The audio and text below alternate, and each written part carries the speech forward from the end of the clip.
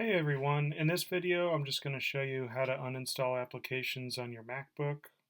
If you've just switched from Windows or you're new to Mac OS, the process might seem a little different, but it's super straightforward.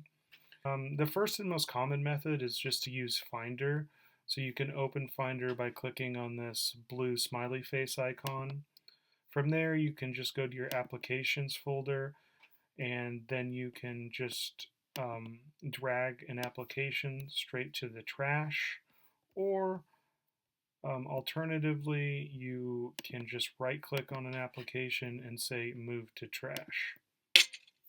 And then to completely uninstall the application, you would just right click on your trash and you would say empty trash. In my case, I don't actually want to delete that off the app, so I'm going to go back into my trash and just say put back. And then you'll see that it's back in the applications. The other method is the Launchpad method. You can just click on your Launchpad icon if it's in the dock, or by pressing F4.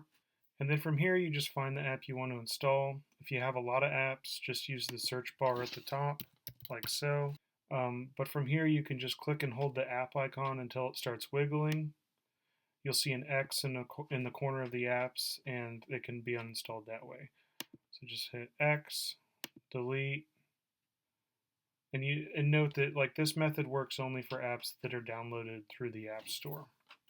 And then the final thing here is some apps like antivirus programs or design tools, they come with their own uninstallers.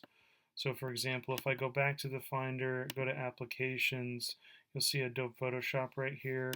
I'll click into that folder and you can see that it does have an uninstaller. So I would just run that and follow the directions.